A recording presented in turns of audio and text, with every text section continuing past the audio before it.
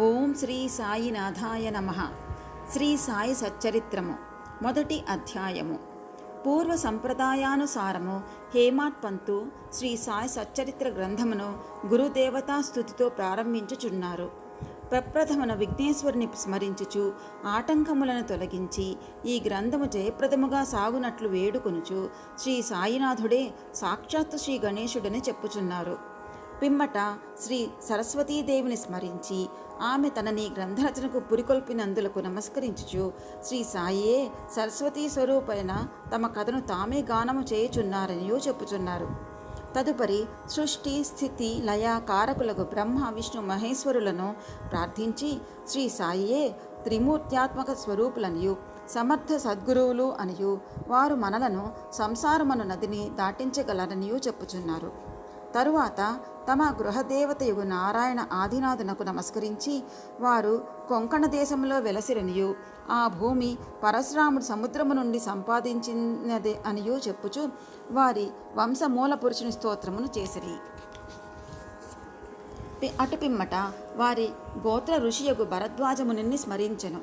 అంతేగాక యాజ్ఞవల్క్యుడు, భృగుడు, పరాశరుడు, నారదుడు, సనక సనందనాథులు, సనత్కుమారుడు, శుకుడు, సౌనకుడు, విశ్వామిత్రుడు, వశిష్ఠుడు, వాల్మీకి, వామదేవుడు, జైమిని, వైశంపాయనుడు, నవయోగీంద్రులు మొదలైన పలువురు మునులను నివృత్తి, జ్ఞానదేవు, సోపాను, ముక్తాబాయి, జనార్దనుడు, ఏకనాథుడు, నామదేవుడు, తుకారాం, కాన్హా, నరహరి తదితర అర్వాచీన యోగీశ్వరులను కూడా ప్రార్థించెను. తరువాత తన పితామహుడైన సదాశివునకు, తండ్రి రఘునాథునకు, కన్నతల్లికి, చిన్నతనము నుండి పెంచి పెద్ద చేసిన మేనత్తకు, తన జ్యేష్ఠ సోదరునకు నమస్కరించెను. అటుపైన పాఠకులకు నమస్కరించి తన గ్రంథమును ఏకాగ్ర చిత్తముతో పారాయణ చేయుడని ప్రార్థించెను.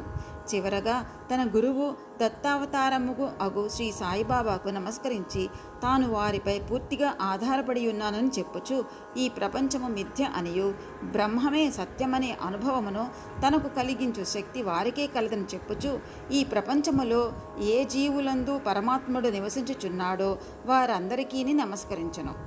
పరాశరుడు, వ్యాసుడు, సాండిల్యుడు మొదలుగా గల వారలు చెప్పిన భక్తి మార్గములను పొగిడి వర్ణించిన పిమ్మట హేమాడ్ పంతు ఈ క్రింది కథను చెప్పుటకు ప్రారంభించెను. 1910వ సంవత్సరంలో తదుపరి ఒకనాటి ఉదయమున నేను షిరిడీ మసీదులో నున్న శ్రీ సాయిబాబా దర్శనం కొరకు వెళ్ళితిని. అప్పుడు జరిగిన ఈ క్రింది విషయమును గమనించి మిక్కిలి ఆశ్చర్యపడితిని. బాబా ముఖ ప్రక్షాళనము గావించుకొని గోధుమల విసురుటకు సంసిద్ధుడకు చుండెను. వారు నేలపై గోనెపరిచి దానిపై తిరుగలి ఉంచిరి. చేటలో కొన్ని గోధుమలు పోసుకొని కపని చేతులు పైకి మడిచి పీడికెడు చొప్పున గోధుమలు వేయుచు విసరసాగిరి.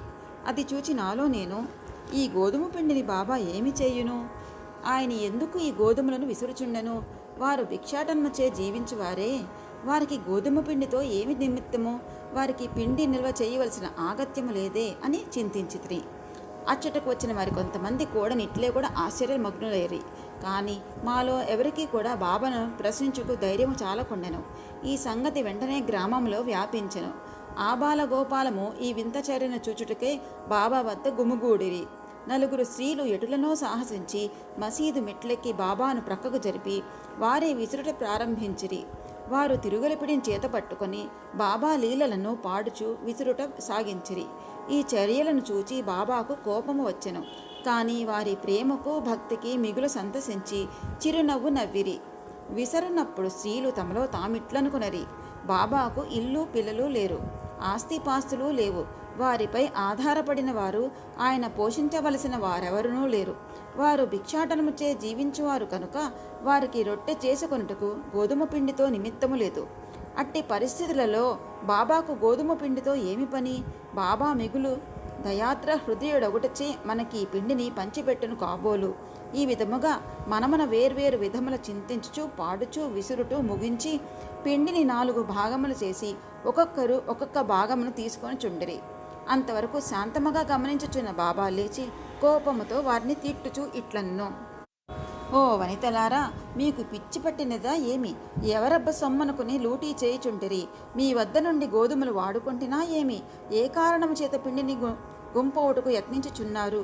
సరే ఇట్లు చేయుడు, పిండిని తీసుకుని పోయి గ్రామపు సరిహద్దుల పైన చల్లుడు. అది విని ఆ వనితలు ఆశ్చర్యమగ్నులైరి, సిగ్గుపడిరి.